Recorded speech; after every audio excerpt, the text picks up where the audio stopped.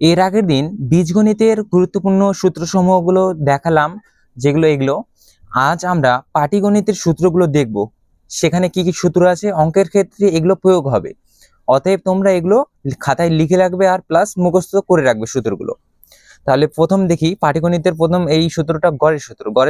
গড়ের সূত্রটি হবে মোট যোগফল। তাহলে এখানে লিখবে মোট যোগফল ভাগ উপাদান সংখ্যা। ঠিক, গড়ের সূত্র হলো মোট যোগফল ভাগ উপাদান সংখ্যা। শতকরার সূত্রটি হলো প্রাপ্ত সংখ্যা ভাগ মোট সংখ্যা। তাহলে ইন্টু 100। শতকরার সূত্রটি হলো প্রাপ্ত সংখ্যা ভাগ মোট সংখ্যা ইন্টু 100। তারপরে লাভের সূত্রটি হলো 3 নম্বর লাভের সূত্র। এখানে হবে সূত্রটি হলো বিক্রয় মূল্য মাইনাস ক্রয় মূল্য। তাহলে লাভের সূত্র হলো বিক্রয় মূল্য মাইনাস ক্রয় মূল্য। ক্ষতির সূত্রটি হলো 4 নম্বরের। ক্ষতির সূত্রটি হলো এখানে হবে ক্রয় মূল্য। তাহলে ক্রয় মূল্য মাইনাস বিক্রয় মূল্য। লাভের পার্সেন্টেজের সূত্রটি হলো লাভ ভাগ ক্রয়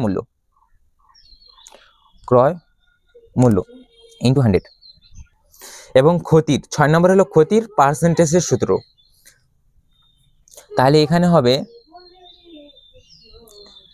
ক্ষতি ভাগ ক্রয়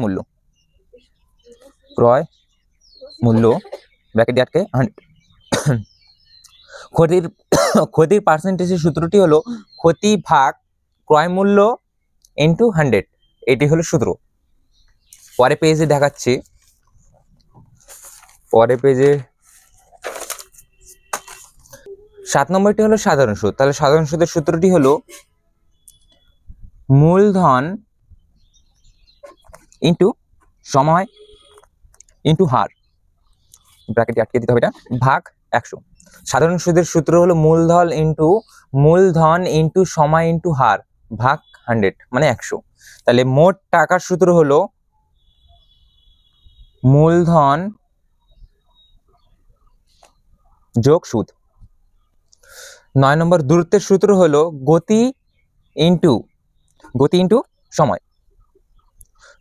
সময়ের সূত্র মানে দূরত্বের সূত্র হলো গতি ইন্টু সময়। তাহলে দূরত্বের সূত্র হলো গতি ইন্টু সময়।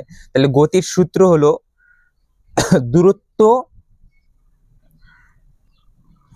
ভাগ সময়। তাহলে গতির সূত্র হলো দূরত্ব ভাগ সময়। এখন সময়ের সূত্র হলো